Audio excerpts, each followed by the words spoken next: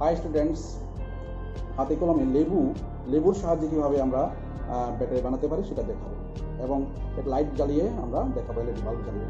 তোমরা দেখে খুবই আনন্দিত হবে এবং তোমাদের কাছে তড়িৎ বিজ্ঞান চ্যাপ্টারটা খুবই আগ্রহীপূর্ণ হয়ে থাকবে। তো আমরা দেখব এখন কীভাবে লেবু ব্যাটারি বানানোর জন্য আমরা 4টি লেবু সংগ্রহ করেছি, তাছাড়া 4টি তামার তারের টুকরো, 4টি আয়রন ওয়্যার অর্থাৎ গুণা তারের টুকরো, আর একটি এলইডি বাল্ব। এদের সাহায্যে আমরা দেখাবো কীভাবে আমরা লেবুর সাহায্যে তড়িৎ প্রবাহ উৎপন্ন করা যায়। প্রথমত আমাদের কী করতে হবে, যদি তামার তারের মধ্যে অন্তরিত আস্তরণ থাকে, অন্তরিত পদার্থের আস্তরণ, তবে আমাদের কী করতে হবে, ব্লেড দিয়ে এগুলো প্রত্যেকটা প্রান্তকে ভালোভাবে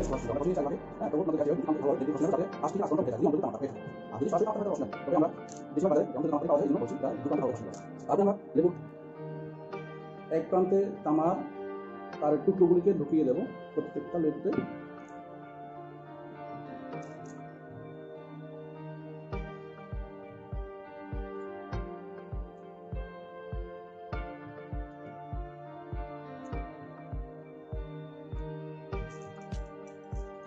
এখন অপর প্রান্তে আমরা লাগাবো গুণা তারগুলি। দেখতে পাচ্ছেন?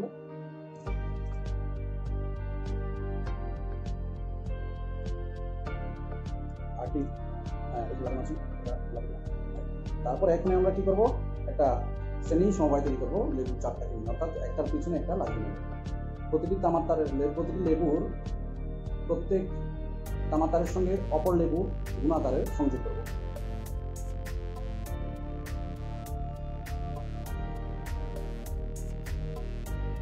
ভালোভাবে সংযোগ করে নেব।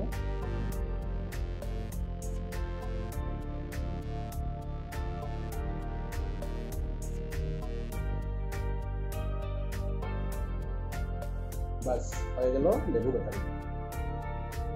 এবারে এই লেবুতে গুণার তার রয়ে গেল, এই লেবুতে তামার তার।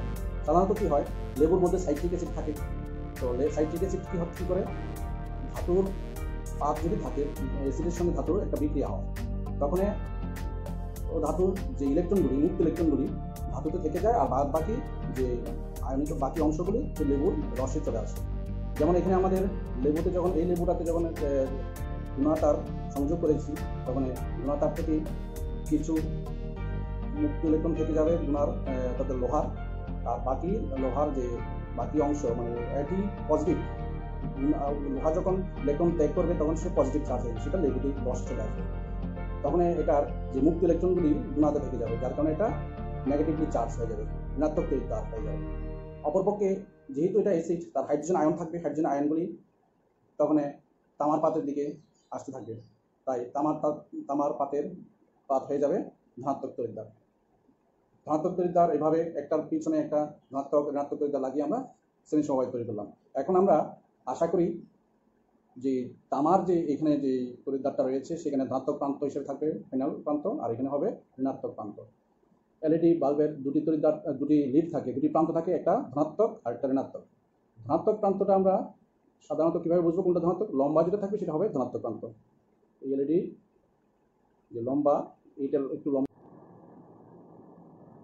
দেখো তাহলে আমরা এটা কানেকশন করছি, এই দেখো এই লাগানোর সঙ্গে সঙ্গে এটা ব্লিঙ্ক করছে।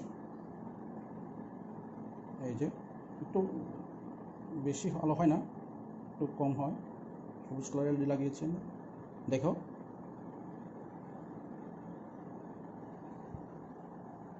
দেখতে পাবে,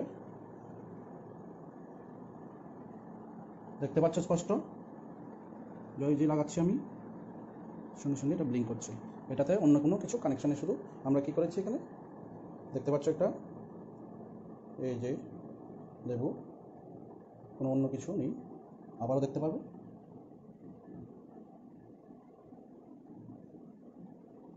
ভালো করে জ্বলছে মোটামুটি। এভাবে আমরা লেবুর খোসাকে জলের মধ্যে ভিজিয়েও আমরা এই সেমভাবে আমরা বিদ্যুৎ পেতে পারি, এতে লেবু অপচয় হবে না। বারবার দেখতে পাচ্ছ তোমরা কীভাবে আলো জ্বলছে।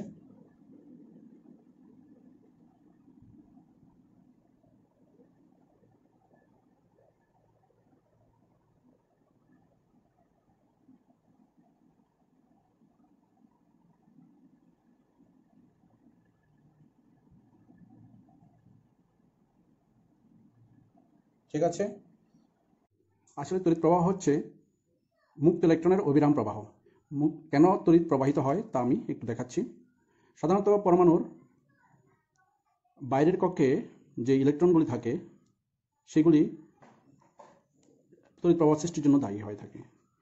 তো এখানে কোনো পরমাণু বাইরের কক্ষে যদি একটি বা দুটি বা তিনটি ইলেকট্রন থাকে, এরা যদি কোনো কারণে কক্ষপথ থেকে চ্যুত হয়, তখন ওই পরমাণুগুলি একটি ইলেকট্রন বর্জন হলে একটি ধনাত্মক আয়ন বিশিষ্ট হবে। যদি দুটি ইলেকট্রন বর্জন হয় তাহলে দুটি ধনাত্মক আয়ন বিশিষ্ট হবে, কারণ দুটি ইলেকট্রন হারানোর ফলে সে দুটি ইলেকট্রন, তার চার্জ হচ্ছে নেগেটিভ, দুটি নেগেটিভ কমে যাবে, অর্থাৎ পজিটিভ বেড়ে যাবে, 2 পজিটিভ হয়ে যাবে। যতটি ইলেকট্রন হারাবে অতটা পজিটিভ তার মধ্যে আয়ন সৃষ্টি হবে, যার কারণে এটা ধনাত্মক আধান বিশিষ্ট হয়ে যায়, ধনাত্মক আয়ন বিশিষ্ট। অন্যদিকে এই ইলেকট্রনগুলি যে গ্রহণ করবে, যার মধ্যে উপস্থিত হবে, তার মধ্যে তড়িৎ-ঋণাত্মক ধর্মিতা প্রকাশ পাবে, অর্থাৎ তার তড়িৎ-ঋণাত্মকের মান বেড়ে যাবে যাই গ্রহণ করবে। তো এখানে কি হচ্ছে, আমরা এই ইলেকট্রনগুলিকে বিশেষভাবে বল প্রয়োগ হোক আর রাসায়নিক পদ্ধতির মাধ্যমে হোক, এগুলিকে আমরা বের করার চেষ্টা করি। আমরা তড়িৎ কোষে সাধারণত রাসায়নিক পদ্ধতি অবলম্বনের মাধ্যমে এই কাজটা করে থাকি। রাসায়নিক পদ্ধতিতে এগুলি ইলেকট্রনগুলি দ্রবণে অথবা দ্রবণে অন্য পদার্থগুলি চলে যায়, আর মুক্ত ইলেকট্রনগুলি ধাতুর পাতে পড়ে থাকে। এভাবে আমরা দেখিয়েছি যে তড়িৎ কোষ অর্থাৎ ব্যাটারিতে রাসায়নিক পদ্ধতিকে অবলম্বন করে তড়িৎ প্রবাহ সৃষ্টি করে। আগামী ক্লাসে আমরা দেখাবো কিভাবে যান্ত্রিক শক্তি প্রদানের মাধ্যমে, অর্থাৎ তড়িৎচুম্বক আমি এখন বলবো না, চুম্বক বল প্রয়োগ করে পরিবাহীতে তড়িৎ শক্তি উৎপন্ন করা যায়, সেটা আমরা দেখাবো এবং সেভাবে আমরা লাইট জ্বালিয়েও দেখাবো। ধন্যবাদ।